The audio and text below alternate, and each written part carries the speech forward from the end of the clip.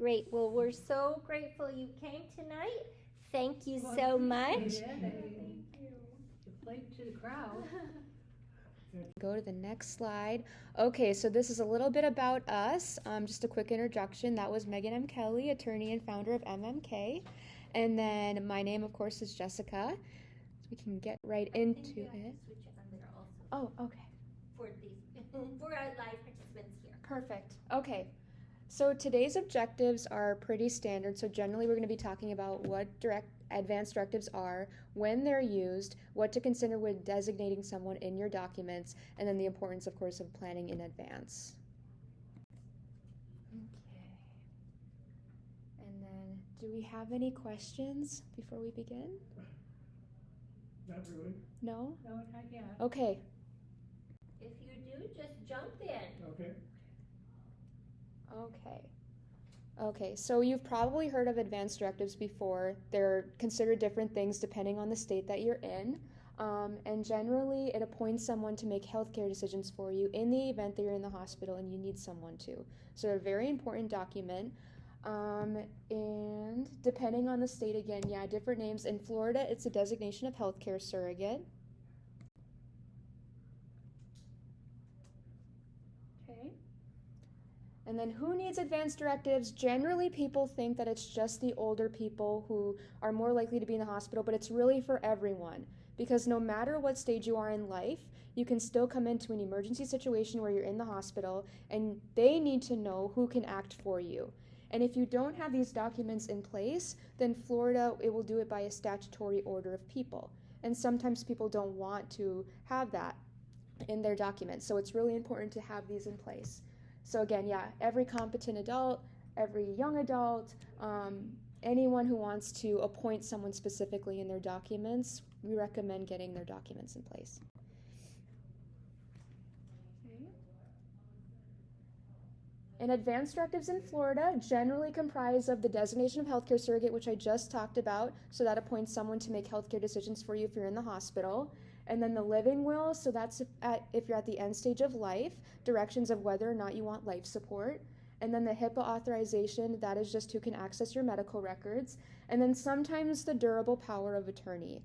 So that's more of a document that handles finances rather than medical decisions. So it's more so just the three up here, but then sometimes this one. I've seen durable power of attorney for health care. Does that... So, in Colorado, for instance, we were talking about Colorado a little while ago, we do call it a medical durable power of attorney. So you'll hear different names for these documents, but these are going to be kind of under that umbrella of advanced directives, the general documents. Yep. Okay. And then the next following slides just kind of define each specific document. So again, the healthcare surrogate, it authorizes a person that you designate to make healthcare decisions for you, ensures that the right person is appointed to handle healthcare decisions. And without one, again, doctors must resort to the Florida statutes. So, and I think it's spouse and then children and like things like that. So it's important, if you don't want that in that order, to have your documents in place. And then the living will, so this comes into place when you're at the end stage of life. And so it's after 2 doctors have deemed you to either be in a terminal condition, end stage condition, or a persistent vegetative state. Okay, so just after 2 doctors have deemed you to be so, this document will say whether or not you want life support. This can become more important as you get older. If you're younger and more healthy, you more likely want to be on life support. But a lot of people, they want to have those instructions in place so that your family members are not making that hard decision for you. Okay? Are there any questions so far? As far as Florida statutes, what would be the general directives of that? For a living will, so it is statutory, and it's after 2 doctors have deemed you to be in a terminal condition where there is no reasonable probability of recovery. Okay? So when you refer to that Florida statute, that's what you're talking about? That's if you have nothing in place or a person designated? No, they tie in, so it's extra. Oh, So you always have that designated person, but the living will would override, like if they said, oh no, Jessica wants to have everything done, Jessica has said, I don't, in those particular circumstances, I don't want to have those extra measures, that's Mhm. when it would kick in as specific instructions basically to the hospital. Yep. So that's the document, the living will. That's what that would do. Yep. Okay, so like, for instance, what you would be saying, if the two doctors disagree, but the designated person said no, Mhm. then, So if the doctors disagree as to whether you're at an end stage condition, then you would stay on life support because then there wouldn't be two doctors who deem you to be at the end stage of life. So I'll give you a good example that kind of highlights that scenario I think that you're touching on. So I was named as the agent for a very good friend of mine. I had prepared her documents. She wanted me to act in that capacity. So when I got to the hospital, she was, at her end stage situation, cancer, where they couldn't really, they tried a bunch of things, but they couldn't really do anything else. Her ex-husband was there, her family from Poland was there, and I walked in and the ex-husband told me, she changed her mind, she wants to have whatever they can do. And so I went in and I talked privately with the nurses, the doctors. I said, okay, fill me in, let me know. Like, they're like, well, there's really nothing else we can do. Like, it would just be causing her more pain, and she was clearly, not doing very well. And they were like, there's nothing we can really do. And so I said, okay, well, you know what the document says, like, that's what we need to do. And so we followed those directions that she had that living will, and they, let her. so then once you were designated, even though she may have said, I want this extra service? So she did not say that to me, like I was not, like when she was healthy and healthier and in her right mind, she had signed that document, had it witnessed and notarized. So to me, that's her expressing her wishes, like not at the end where she's very scared, very not right up here, her body's failing, right? So you really wanna respect the wishes of what someone has expressed when they were in that healthier frame of mind and had that capacity to make that decision. So And- that's kind And that of would have been up to you? Hmm? And that would have been up to you? That was up to me at that point. I don't think the ex-husband would have had any say in this. Well, I just know I wouldn't want my ex-husband making those Well, decisions for me, isn't so. that though, I mean, that legal thing is severed, so Mhm. unless he was named, Yeah. that would just And be. he was not, so, Mhm. yeah. There was just him expressing his understanding or perception Yeah, of well. the situation. He might have had some other motive. Maybe, who knows? But that's kind of the situation that Who always knows? like Right. comes into my mind. And it's just a hypothetical, and I'm absolutely convinced that that was the right decision and stuff like that, Mhm. but how do you know?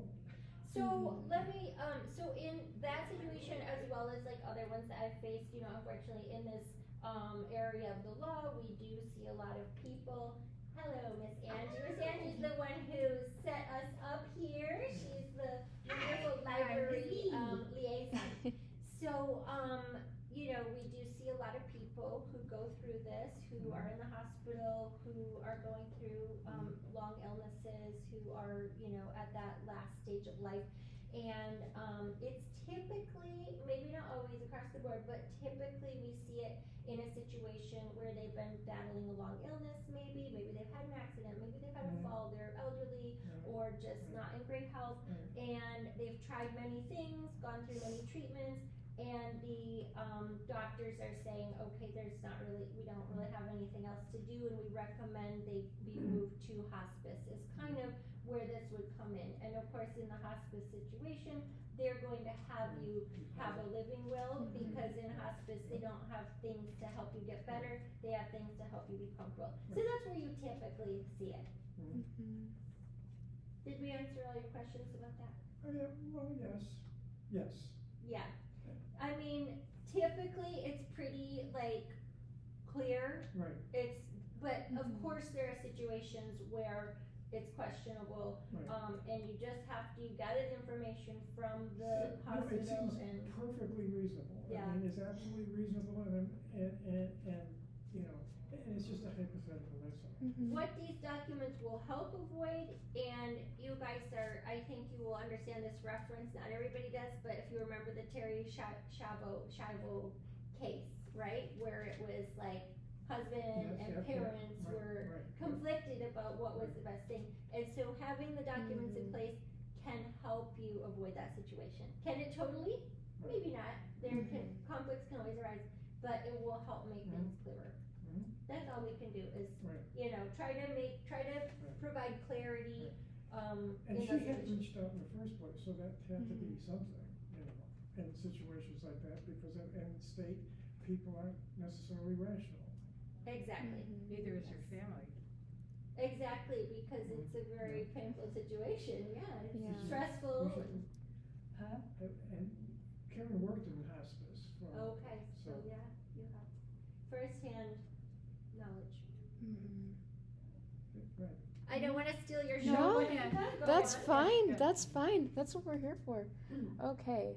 I think I may have already covered it, but just quickly, the HIPAA authorization document is just who can access your health records. Okay? Pretty straightforward document. Okay. And then power of attorney. So you appoint an agent in your power of attorney to handle your financial and legal matters. It's a very extensive document in Florida. We try to make it more broad so that whoever your agent is can do everything necessary to help you, especially as you age and you may need to go into assisted living. This document becomes very powerful, especially when signing it when you're incapacitated. You avoid guardianship court. Because if you don't have a power of attorney in place and then you become incapacitated and there's no one specifically designated to act for you, then you need to go to guardianship court to have someone appointed for you. So this document is arguably one of the more important documents, or maybe if not the most, during your lifetime, along with the healthcare surrogate and the living will and the other document. Okay. Okay. And then choosing an agent or a surrogate, this is a really important question. So first and foremost, if you trust them, especially with the healthcare one, you want to appoint someone who you know is good and knowledgeable in maybe the medical field, and knows your wishes and will respect them. They're not going to go behind your back and choose a different decision. They're not going to be combative. They're really going to honor your wishes. And same thing with power of attorney, someone you can trust with your finances. They may have access to your bank accounts, things like that. So it's really important that that they'll do the job right. And then, willingness to follow your wishes. Perfect.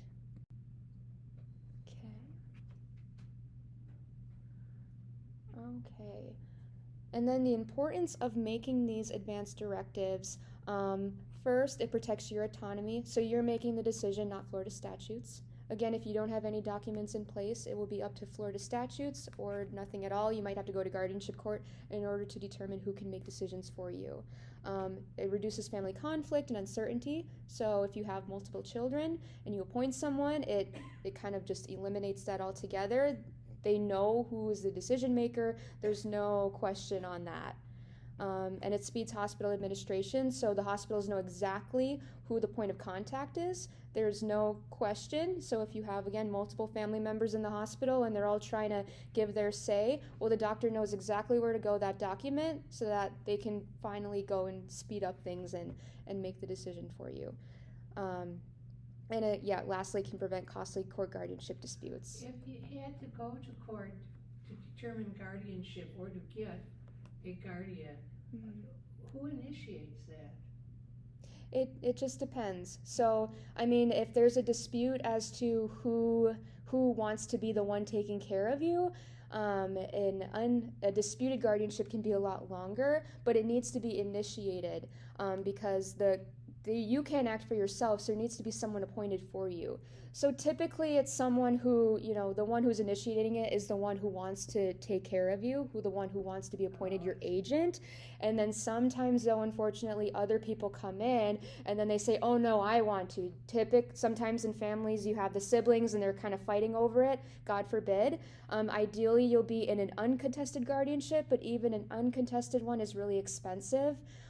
So you can save a lot of money just getting these in place before you have to go into court and have something like that done.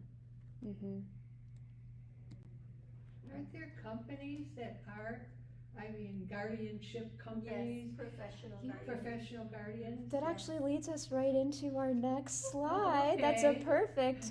perfect transition. Proxy.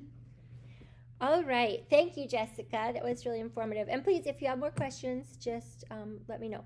So, what if you don't have that trusted person? Not everybody is married, not everybody has children. We have many clients like that. So, what do you do in that situation? Who can you name? So that's a great question, and there are, as you mentioned, there are some professional organizations that kind of fill this gap. So you can hire them to act as your agent, whether to help you with your finances, and they'll take care of all of that if you are tired of doing that.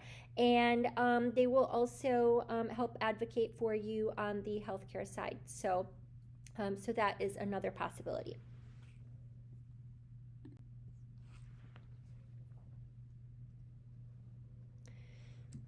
Okay, so these are some common myths, and we'll give you the straight facts.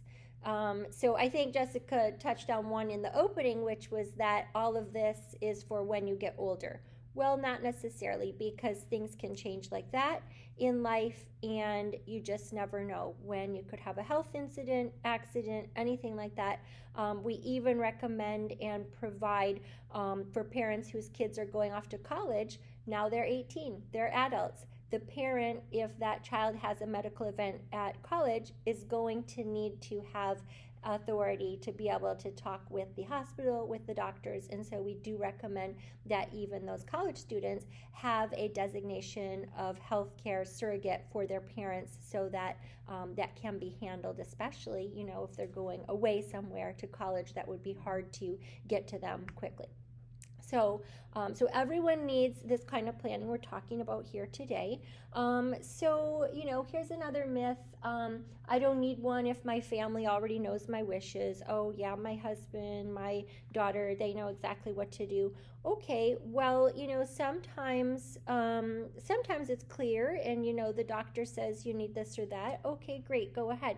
Other times there are really hard choices to be made, and so also in a medical emergent situation, it can be a very stressful time for family. So even though it's something you've talked about, it may be really hard for your spouse or your family member to make those decisions at that time. So as much clarity as you can provide up front is really going to help these scary emergent situations run more smoothly for everybody.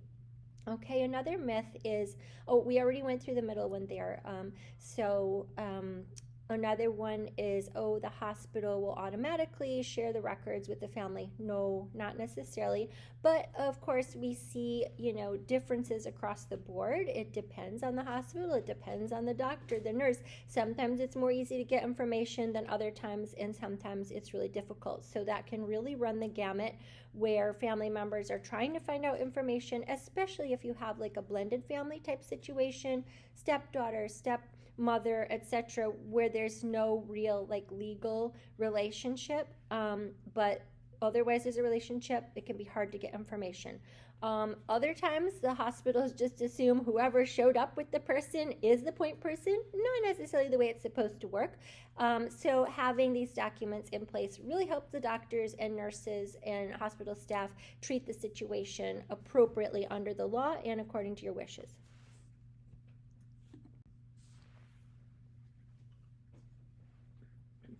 Have you again, as far as an advanced directive, have you ever run into a situation where you had an advanced, have you ever come across a situation where there were other factors besides the doctor's testimonies that became a factor that we should be aware of? Because two doctors saying this person is not viable, that seems cut and dry. Have you ever run across other considerations? You mean like where the two doctors would say that this person has this Right. end stage condition and then someone else is coming in and trying to rebut that? Is that what you mean? Well, okay, that's one possibility, Mhm. yes. Just in your experience, as far as, have you seen anything like that? I haven't really seen very much like dispute or disagreement in these end of life cases. The one I mentioned is probably, in my experience, the most kind of, could have been the most dramatic, although it all, turned out okay. Because I feel like at that point, the patient has gone through so many steps and so much treatment Right. and so much sickness, underlying sickness, that it's pretty clear, especially when the doctors say, there's not anything else we can do, we need to move to hospice, etc. So I feel like it's pretty clear. I mean, obviously, family members can be in denial and be very stressed and very sad about that, but I feel like it's fairly clear cut. Does that answer your question? Mhm. And as far as like not providing or for that end stage, Mm-hmm. if one of the, no, okay, never mind. Yeah, so just to clarify, so that designation of healthcare surrogate is going to be the general document giving authority to your spouse or your child or your friend or whomever, trusted person, with the authority to make medical decisions for you. Of course, if you can make your own decisions, the doctor's always going to listen to you. If the two doctors disagree, one says end state, the other was not so sure, and the designated surrogate Mm-hmm. says end it. Yeah, I think that I think that the surrogate in that case could make that decision, because if the patient cannot make their own decision, that's when the surrogate steps in. Of course, they can't euthanize somebody, that's not legal. But if it's a situation where it's questionable, are we keeping them alive with life support and we're going to withdraw it? Yeah, I think they could make that call. Or if neither of the doctors say this is end stage. Yeah, I mean, obviously when you're in the hospital, they're charged with keeping you alive and treating you and trying to make you better. The move to hospice, as you know, is a totally different scenario, right? Because they're not trying to make you better, they're trying to make you comfortable. So I feel like that line is generally pretty clear, and honestly, like, it seems like in my experience, most people kind of stay in the hospital as long as they can, and then at the end trying to get them to hospice, and sometimes they don't make it there. So I think I haven't seen a situation where the doctors are arguing about somebody, whether somebody is at that point. Does it happen? I'm sure it has. In Florida, and probably most states, there is a do not resuscitate form that either that patient is signing if they're capable, or their healthcare surrogate is signing, or a family member, whoever is like their next person. Even without that healthcare surrogate form, and then a doctor does have to co-sign it on that. Yes. Your doctor can refuse to do that. That is one thing. Sure. But unless in that living will, and again, it's however it's set up, okay, this is just my experience having worked with that, and patients, is that unless that living will says, I want 2 weeks on a ventilator, then you take me off and see what happens. All that form is saying is, I designate you, L. Radzik, to make decisions. Now, those decisions could be whatever you think you want to say. Unless you've got to get a do not resuscitate form, or some other form that is saying, or specific instructions. Yeah. When I worked for hospice, one of the people I worked with, it was a nurse, what she had done was she filled out a living will, but she had it down to what kind of music will be played while she's laying there, and what candles they're supposed to light, and these are my pajamas. Now, she wasn't anywhere near a life or death situation, but she had it so that there was not gonna be any question Yeah. that somebody came and said, well, I know she wanted this. Yeah. It's like, here, Right. you said it. Right. And that healthcare surrogate is the one that has to be strong enough, and you have to be strong enough to say like, no, she didn't want this, or she wanted this. Either you're gonna do it, or we're going to find someone else who's going to take care of it, you know? Yeah. But then, well, that was just me as a hospice person, but. Yeah, exactly. So really you can be as detailed as you wish to be.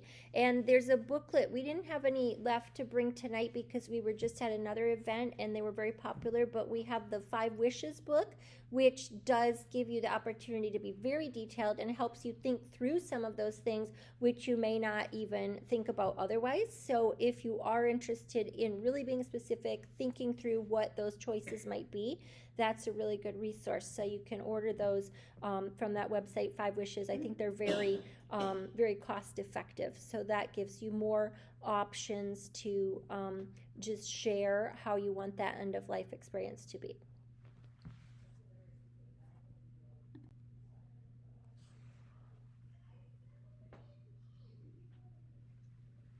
Okay, so just to kind of reiterate, advanced directives is an umbrella term, and each state can use different terms, right? We talked about Colorado uses medical durable power of attorney. Florida, it's more commonly designation of healthcare surrogate. But all of these, and the living will as well, fit under this umbrella of advanced directives. Advanced directives themselves fit within the estate plan as a larger body of documents that help dictate what you want to happen when you get to the end of life or lack capacity or anything else that would prevent you from living your normal life. So Ms. Jessica touched on the durable power of attorney, which is for finances. So at any time you're unable to manage your finances, unwilling at some point, you just want some help, that gives someone the authority to help you with bill pay, banking, or more, on the more drastic level could be, if you need to go into a facility or something like that, can help move money around, get the facility paid, get that, apartment or space for you. So that is one of the documents. And of course, these work in conjunction as well with a trust and will. So whether you have one or both of those, which are dictating what you want to happen to your stuff when you pass away, these other documents all fit together, helping you throughout your life, whatever may come up, whether it's a period of incapacity, short-term, long-term, and then ultimately at the end of your life, what you want to happen with your with all of your things and your belongings. So, and I know that there's going to be another speaker coming in to speak specifically about estate planning, but since we don't have a very large group tonight, we can touch on it a little more if you have specific questions. But a really important part of estate planning here in Florida is avoiding probate, because the probate process in Florida is one of the more complicated state ones. It varies from state to state, and Florida's is just a little bit more complicated than some others. You do have to have an attorney to go through that process, which of course makes it expensive just right off the bat. So we don't have an exact number or price that costs, because you just never know what items are being probated. So it can vary depending on the amount of money. We do have a statutory scheme here in Florida where attorneys can charge based on the amount that is in the estate. They can charge a percentage of that. Other attorneys will charge by the hour. Our firm has also a flat fee that we offer in certain cases. So, but it's an expensive process. So we want to try to avoid it, and there are many ways to do that. So if you're interested, we're happy to touch on that as well. Like people, of course, Florida has a lot of influx of, people from other states. Yes. So, had a living will up north, that is not necessarily going to work here? Excellent question. So under the Constitution, under the Full Faith and Credit Act, states are supposed to respect one another's contracts that have been validly executed in that state. So if you come from Michigan and you have your documents that you executed up there, Florida is supposed to recognize those and say, okay, well, that's not the way we do it here in Florida, but that's the way they do it in Michigan. That's where you did them. So, okay. But practically speaking, it can cause problems. So I've had situations where somebody dies and they have a will from another state. We have to file it with the court. It has to go through probate. If it doesn't follow our Florida requirements, which require 2 witnesses, a notary, a special self-proving affidavit, then I have had judges who want us to go find that witness and get an affidavit from them, or there may be judges who require that witness to come and testify in court. So it can add to the expense, it can cause delay, and it's just more hoops to jump through. Same thing if you take a healthcare document to the hospital that's from another state. Well, the hospital here in Englewood or Naples or wherever in Florida may not be familiar with the way that document looks, and they might say, okay, wait, we need to send this up to our legal department, and you know where that's going to go. It's not going to help deal with the current medical emergency very quickly. So same thing with powers of attorney or trusts that you might take to the bank. If it's not what they're used to seeing, they might require a lot more other things. So that's the long, short answer. So also,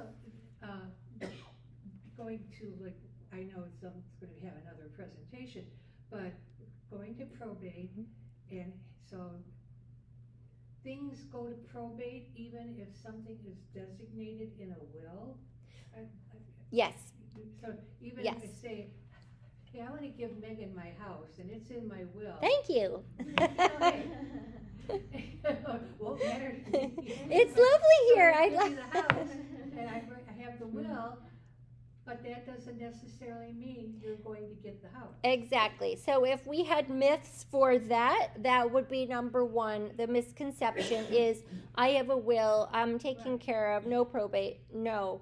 Will means probate. So the will has to be filed with the court. We have to submit a bunch of other documents with the court that, the person who's going to be appointed to deal with your stuff, the executor, we call it personal representative here in Florida, same thing, has to get appointed by the court. So the court requires a lot of documentation leading up to that point. We never know how long that's going to take. Sometimes it takes a couple of days. All depends on the judge. We have a new judge in our courts where things are taking a little longer than they have previously. So you just never know how long that process could take. Meanwhile, everything else is just kind of at a standstill, right? You can't pay bills, you can't access the accounts or anything like that. Now, ways to avoid probate. So first of all, what would go through probate?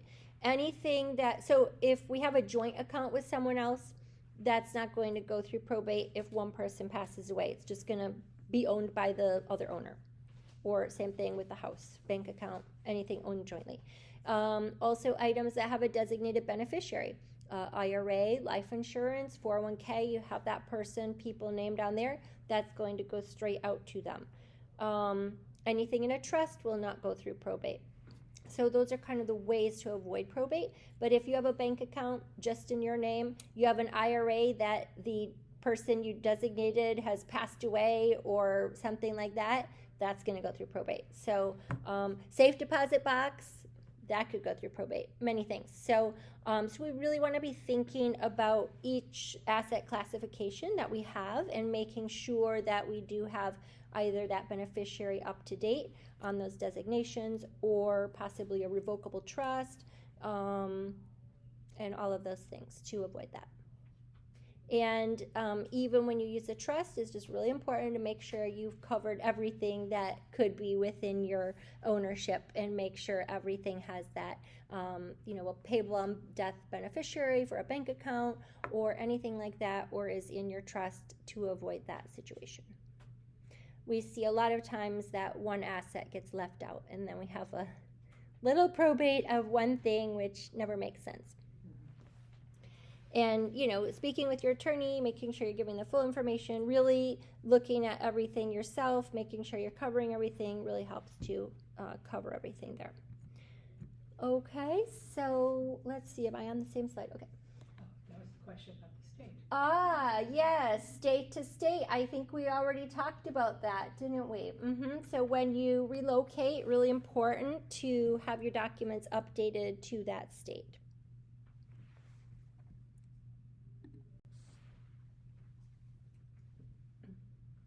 Okay, so this is just, you know, we threw this in here because this is a common question we get. A lot of people relocating here to Florida. So how do you become a Florida resident? So that's really a facts and circumstances situation. You can file a declaration of domicile, but that in and of itself is not really going to be persuasive unless you also have some of these other factors.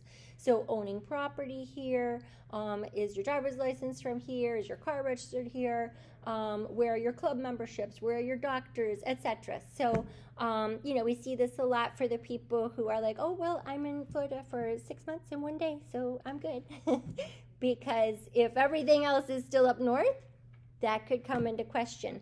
And where do you see that come into question? You could see it called into question for when you're claiming homestead here. You could definitely see it called into question if you're trying to claim homestead in more than Florida and your northern state as well. And also sometimes we have spouses where one is a resident in one place, one's a resident in another place. That can always be kind of a tricky situation. Ultimately, it's not going to be Florida generally that is going to be the state that is coming after you because we don't have income tax, we don't have a state tax. It's going to be the northern state that does have income tax or does have an estate tax coming to claw back what they think they are owed. And I've seen it happen. So we have to be really sure that we're really ticking off those boxes.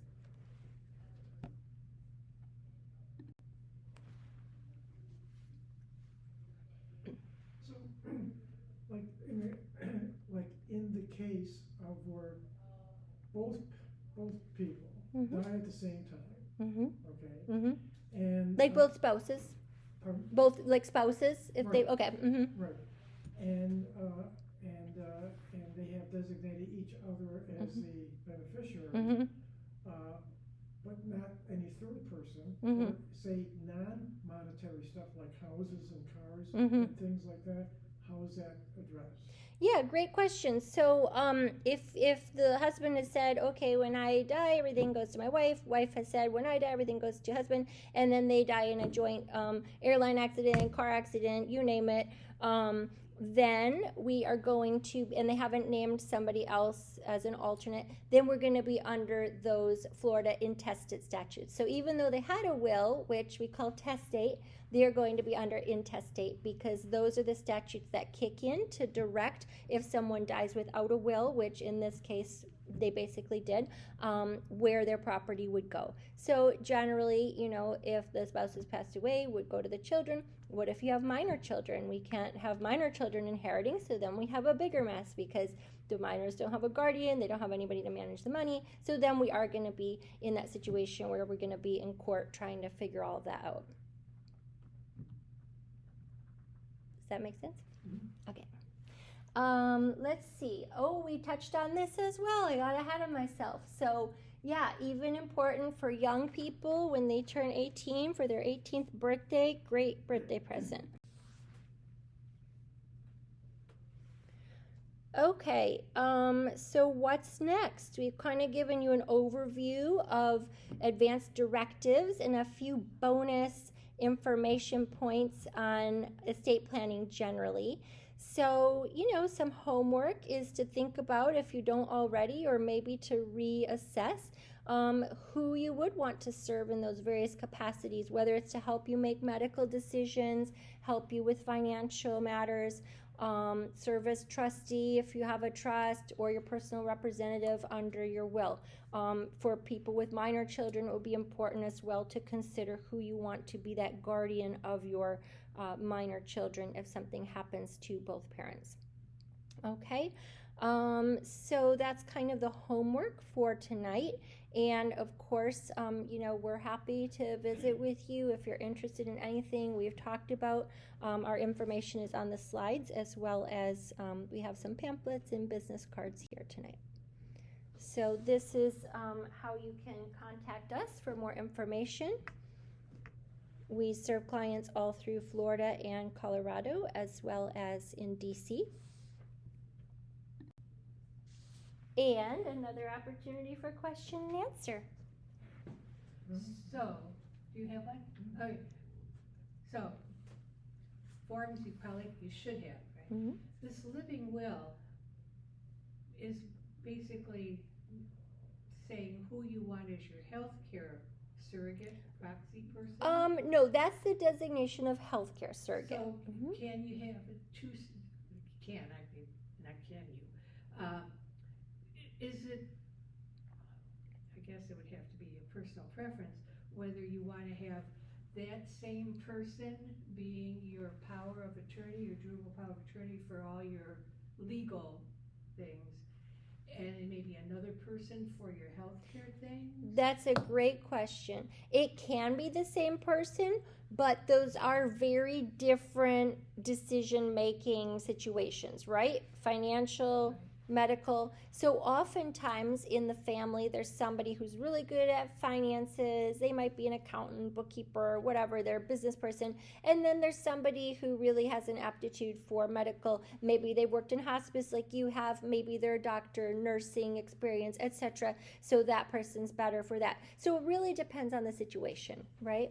But yeah, it's always good to name an alternate as well, because, if that first person isn't available, then we move on to the next one. So as many alternates or backup people as you have, the better. Anything else?